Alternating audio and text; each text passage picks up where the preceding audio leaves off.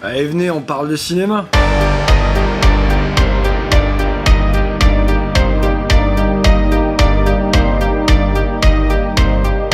Je vous ai demandé il y a 2 vidéos en arrière de me faire une liste de vos films d'horreur préférés, histoire que j'en fasse un top. Alors chose promise, chose due, aujourd'hui on va parler de Pokémon. Hein ? Non, c'est pas ça. Aujourd'hui, on va parler de vos films d'horreur préférés. Alors, comment j'ai fait mon choix ? Parce que vous êtes bien lâchés quand même. Merci. J'ai d'abord éliminé tous les films que je ne connaissais pas, préférable pour faire un top cohérent. Ensuite, j'ai enlevé les films dont j'avais déjà parlé dans des épisodes précédents. Donc, j'ai classé vos films préférés selon mes préférences. Parce que je fais ce que je veux. Alors, c'est parti pour le top 10 des films d'horreur préférés de mes viewers.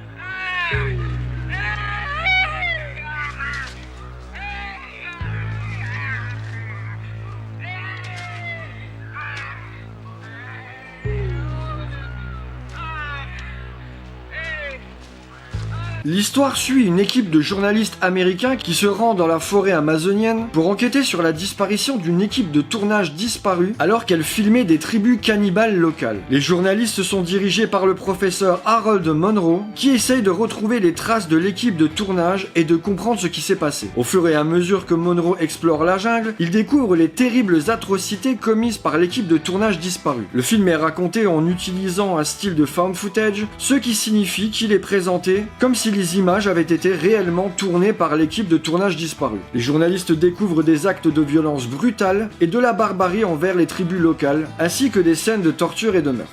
La deuxième partie du film se concentre sur les répercussions de la découverte de ces horreurs, alors que Monroe rentre aux États-Unis et fait face à la controverse entourant la diffusion des images choquantes qu'il a découvertes. Cannibal Holocaust est un film d'horreur italien sorti en 1980 et réalisé par Ruggero Deodato, surtout connu pour ce film, mais aura aussi réalisé Hostel 2 en 2007. Le film est notoire pour sa violence graphique et son contenu extrêmement choquant, et il a provoqué de vives controverses depuis sa sortie, surtout dû au fait que les animaux qu'on voit mourir dans le film meurent pour de vrai. Et aussi cette petite histoire marrante où le gouvernement italien a accusé le réal d'avoir tué ses acteurs, donc il a dû venir au commissariat de police avec les acteurs pour prouver qu'ils étaient en vie.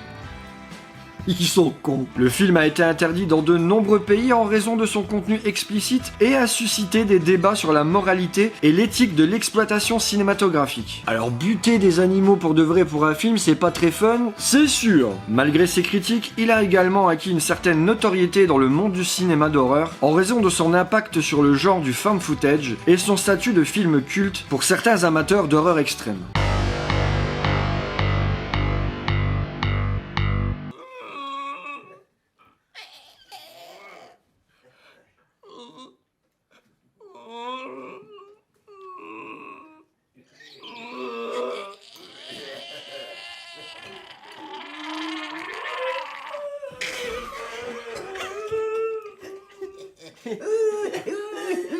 Mark Stevens est un chanteur de cabaret itinérant. Alors qu'il se rend à une de ses représentations dans une région isolée de la Belgique, son van tombe en panne dans une forêt dense. Il cherche de l'aide dans le village voisin et est accueilli par Bartel, un homme étrange qui le prend sous son aile. Bartel, cependant, ne semble pas disposé à laisser partir Mark et le retient contre son gré. Au fil du temps, Mark est témoin de comportements de plus en plus dérangeants et violents des habitants du village, y compris ceux de Bartel. Il devient clair que quelque chose de sinistre se déroule dans cette communauté isolée et Mark se retrouve pris au piège dans un cauchemar terrifiant. Calvaire est un film belge sorti en 2004 et réalisé par Fabrice Devels, dont je n'ai vu aucun film. Le film explore la descente aux enfers psychologiques de Mark alors qu'il tente désespérément de s'échapper dans cet enfer rural. Il se retrouve confronté à la folie, à la violence et à l'horreur indicible. Calvaire est un film qui suscite le malaise et explore les thèmes sombres de la nature humaine. Il est connu pour sa tension psychologique, son atmosphère oppressante et son intrigue dérangeante. Le film est souvent classé dans le genre d'horreur psychologique en raison de son approche intense et de sa capacité à perturber le spectateur.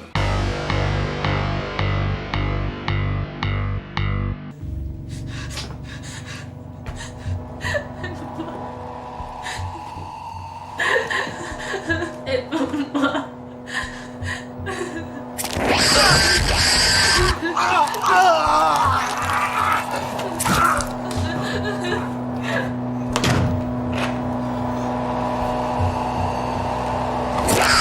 L'histoire se déroule en France, la veille de Noël. Sarah est une femme enceinte qui a récemment perdu son mari dans un accident de voiture. Elle est sur le point d'accoucher et se prépare à passer la nuit solitaire chez elle. Cependant, elle est hantée par le traumatisme de la mort de son mari et est en proie à la dépression. Pendant la nuit, une mystérieuse femme nommée La Femme frappe à sa porte, prétendant avoir eu un accident de voiture et avoir besoin d'aide. Sarah, pleine de compassion, lui ouvre la porte pour lui venir en aide. C'est alors que l'horreur commence. La femme révèle ses intentions malveillantes et tente de s'emparer du bébé de Sarah à naître. Ce qui suit est un huis clos terrifiant. Alors que Sarah se bat pour sa propre vie et celle de son enfant à naître contre la femme, qui se révèle être une dangereuse psychopathe déterminée à obtenir ce qu'elle veut. À l'intérieur est un film d'horreur français sorti en 2007 et réalisé par Alexandre Bustillo et Julien Maury, qui ont entre autres réalisé un segment de ABCs of Death 2 en 2014, Leatherface en 2017 et le très sympathique The Deep House sorti en 2021, qui vaut déjà le coup d'être vu rien que pour sa prouesse technique. À l'intérieur est un film d'horreur extrêmement intense et graphique, avec des scènes de violence explicites. Il est connu pour son atmosphère oppressante, son suspense palpitant et ses rebondissements choquants. Le film explore des thèmes sombres de la maternité, de la folie et de la survie, et il est souvent considéré comme l'un des exemples les plus effrayants du cinéma d'horreur français contemporain.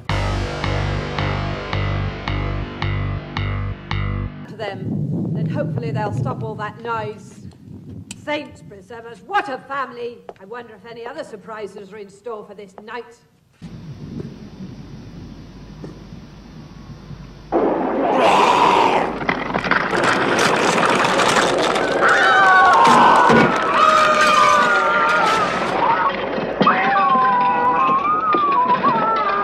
L'histoire commence par un rassemblement familial pour fêter l'anniversaire de deux vieilles tantes, les sœurs Penrose, dans leur grande maison de campagne. Les deux tantes, bien qu'apparemment gentilles et excentriques, cachent un lourd secret. Elles ont récemment reçu un mystérieux paquet contenant un livre ancien maudit qui a le pouvoir de les transformer en de véritables monstres sanguinaires. Lorsque les membres de la famille commencent à feuilleter le livre, les tantes se transforment en créatures hideuses et affamées de chair humaine. Les membres de la famille se retrouvent alors pris au piège dans la maison, poursuivis par les deux sœurs Penrose, devenue monstrueuse. La situation devient de plus en plus chaotique et sanglante alors que les membres de la famille tentent désespérément de survivre et de trouver un moyen de mettre fin à la malédiction. Rabbit Grannies est un film d'horreur belge sorti en 1988 et réalisé par Emmanuel Kervin, qui aura aussi réalisé Kickboxer 2 en 1991.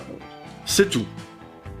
Pas ouf comme carrière du coup. Rabbit Grannies est un film qui mélange l'horreur et la comédie de manière toujours exagérée, avec un certain penchant pour le gore. Le film est connu pour ses effets spéciaux sanglants et ses scènes grotesques, ce qui en fait un exemple de film d'horreur à petit budget qui a acquis une certaine notoriété dans le monde du cinéma d'horreur underground. Et le film est distribué par la société Trauma, dont je compte faire une vidéo pour en parler bien à part.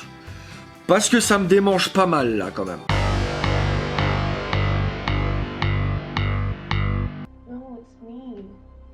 Yara? Yeah. Don't open the door. See? Everything's okay.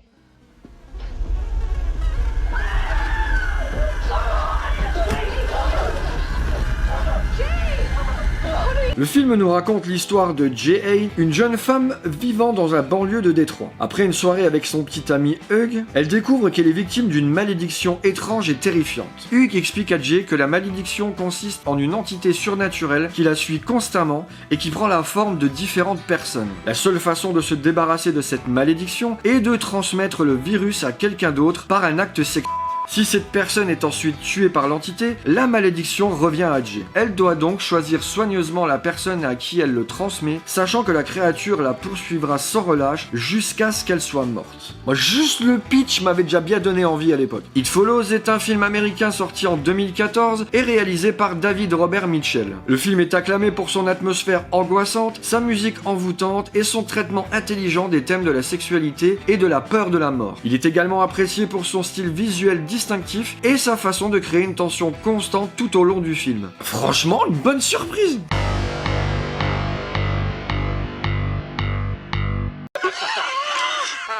Let me give you a hand, Bill.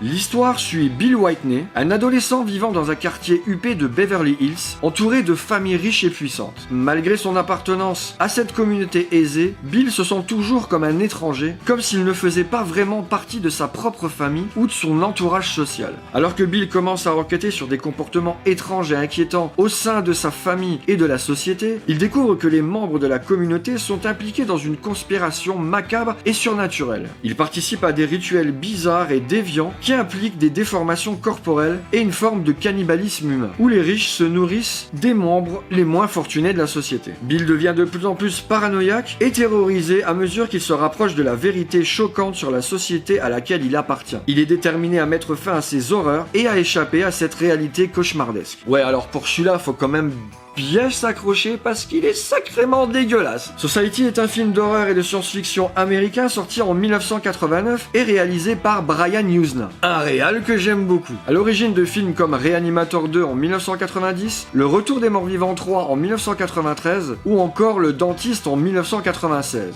Oh, c'est période. Society est un film d'horreur qui explore les thèmes de la classe sociale, de la corruption et de la décadence, tout en utilisant des éléments de l'horreur corporelle pour créer un sentiment de dégoût et d'horreur chez le spectateur. Ah bah le but est clairement atteint. Il est devenu un film culte pour son traitement unique de l'horreur et de l'étrangeté sociale. Et ouais, franchement, cette fin quoi.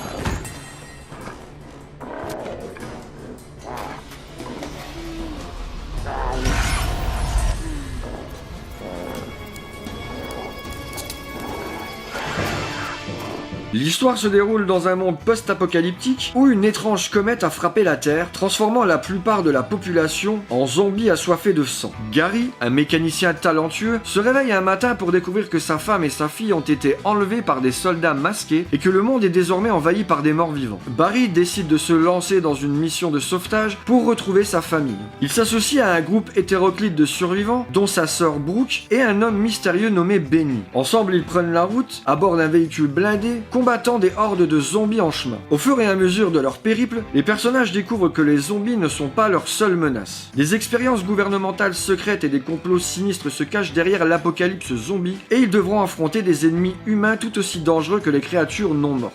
Wormwood, Road of the Dead est un film australien de science-fiction et d'horreur sorti en 2014 et réalisé par Kia Roche Turner. Le film est un mélange d'action, d'horreur et de comédie noire avec des scènes de combat sanglantes, des rencontres cauchemardesques et une ambiance post-apocalyptique délirante. Le film est apprécié pour son approche rafraîchissante du genre zombie et son style visuel unique. Un film qui va à 200 km/h et ça fait du bien.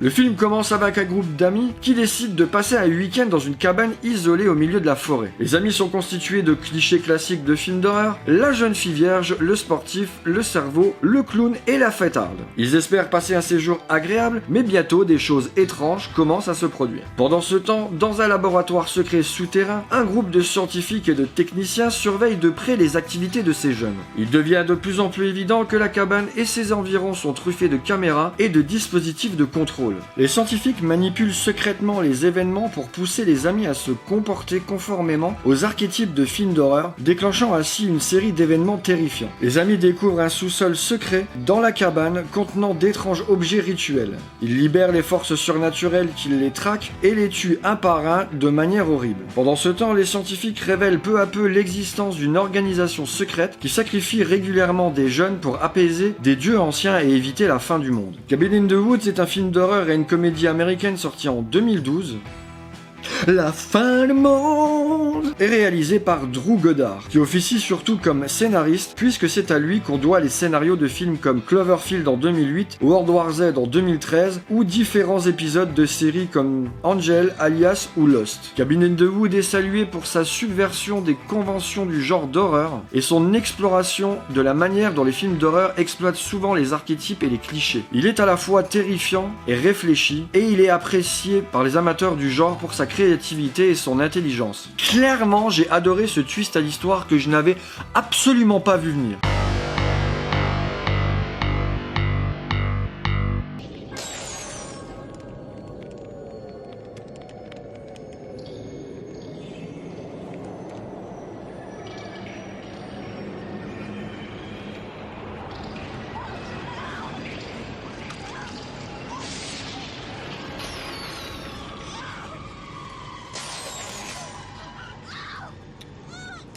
L'histoire suit le personnage de Frank Cotton, un homme obsédé par des recherches de plaisir extrêmes et interdites. Frank découvre un mystérieux puzzle en forme de cube, connu sous le nom de configuration de l'homme marchand ou cube de lamentation, censé ouvrir les portes vers des dimensions infernales de plaisir et de douleur. En résolvant le puzzle, Frank ouvre en effet une porte vers cet autre monde, censé ouvrir les portes vers des dimensions infernales de plaisir et de douleur. En résolvant le puzzle, Frank ouvre en effet une porte vers cet autre monde, libérant des créatures démoniaques connues sous le nom de Cénobites. Les Cénobites sont des êtres déformés qui pratiquent une forme de plaisir sadomasochiste et de torture. Frank est soumis à d'atroces souffrances alors qu'il est entraîné dans cet univers infernal. Des années plus tard, le frère de Frank, Larry, et sa femme Julia emménagent dans la maison de Frank, qui est maintenant abandonnée. Julia découvre accidentellement que le sang des victimes humaines peut restaurer Frank à son ancienne apparence humaine. Elle entreprend donc de séduire des hommes et de les tuer pour alimenter Frank, tandis que Larry reste ignorant de ses actes. Hellraiser est un film d'horreur britannique sorti en 1987 et réalisé par Clive Barker, qui est aussi romancier, dramaturge, scénariste de bande dessinée et peintre. En un mot, une légende. On lui doit entre autres Cabal en 1990 pour la réal ou Candyman en 1992 pour le scénar. Hellraiser est un film d'horreur notoire pour son esthétique sombre, ses thèmes de douleur et de plaisir et son personnage emblématique de Pinhead, le leader des Cénobites. Le film explore des thèmes de la tentation, de la luxure, de la damnation et de la recherche obsessionnelle du plaisir, tout en plongeant dans un univers cauchemardesque peuplé de créatures terrifiantes. Il est devenu un classique du genre de l'horreur et a engendré plusieurs suites et adaptations dans d'autres médias. Et évidemment, tout le monde connaît Hellraiser. Pinhead rentre dans la même catégorie qu'un Jason, un Freddy ou Michael Myers. Avant de passer au numéro 1 de cette liste, n'oubliez pas le pouce bleu, abonnez-vous, super important pour le référencement, ou sinon vous avez le bouton rejoindre ou le Tipeee si vous avez envie de soutenir la chaîne. J'ai choisi de mettre ce film en numéro 1 parce que c'est clairement mon film préféré de tout ce que vous m'avez proposé. À l'époque, j'avais loué ce film en VHS, vos gueules. Et on s'était maté ça avec des potes un après-midi et en fait on a juste halluciné parce que à l'époque, c'était clairement du jamais vu. Alors c'est parti pour le numéro 1 de votre top.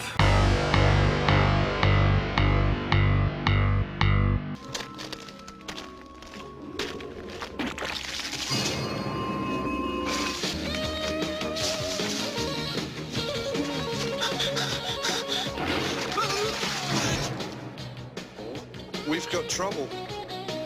Good word. Right, we're on our way. Le film se déroule dans une petite ville côtière de Nouvelle-Zélande où un groupe de résidents de la ville a mystérieusement disparu. Un groupe de 4 hommes, membres d'une organisation secrète appelée l'Escadron de l'Élimination, est envoyé pour enquêter sur la disparition de ces personnes. Lorsqu'ils arrivent dans la ville, ils découvrent que les habitants ont été transformés en cannibales extraterrestres sous le contrôle d'extraterrestres malveillants. Ces extraterrestres ressemblent à des humanoïdes posés et repoussants et ont l'intention de transformer la population de la Terre en de la nourriture pour leur consommation. Ce groupe hétéroclite d'enquêteurs armés jusqu'aux dents se lance dans une mission pour arrêter les extraterrestres et sauver ce qui reste de la population. Ils sont confrontés à une série de rencontres grotesques et sanglantes, ainsi qu'à des scènes d'action complètement déjantées. Bad Taste est un film d'horreur et de science-fiction culte sorti en 1987 et réalisé par le légendaire Peter Jackson qu'on ne présente plus, puisqu'après 6 films, il explosera au grand public avec Le Seigneur des Anneaux. Le film est célèbre pour son mélange de gore, de comédie noire et d'humour absurde. Il a été réalisé avec un budget très limité, passé, avec un tournage étalé sur 2 ans et entièrement réalisé avec ses copains qui n'étaient même pas acteurs. Ce qui est plutôt un message d'espoir pour les réels novices en fait, et a contribué à lancer la carrière du réalisateur Peter Jackson, qui est devenu célèbre pour des films comme Le Seigneur des Anneaux. Bad Taste est devenu un film culte pour son approche décalée et sa créativité dans le domaine de l'horreur à petit budget. Si vous êtes encore là, tapez commu dans les commentaires, et n'oubliez pas le pouce bleu, abonnez-vous pour le référencement, le bouton rejoindre ou le Tipeee si vous avez envie de soutenir la chaîne. Moi ce petit top m'a bien plu, donc je pense qu'on va le refaire, et on se dit bientôt. Ciao. Les Cénobites sont des êtres déformés qui pratiquent une forme de plaisir sadomasochiste.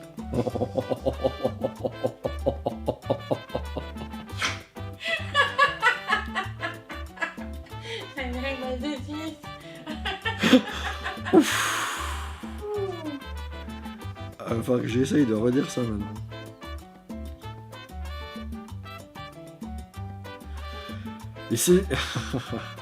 Faut pas rire. Les Cénobites sont des êtres déformés qui pratiquent une forme de plaisir sadomasochiste. Putain.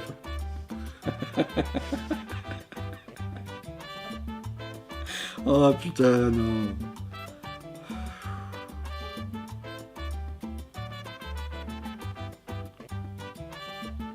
Sadomasochiste. Oh putain, c'est incroyable. Masochiste. Oui, je sais. Sadomaso...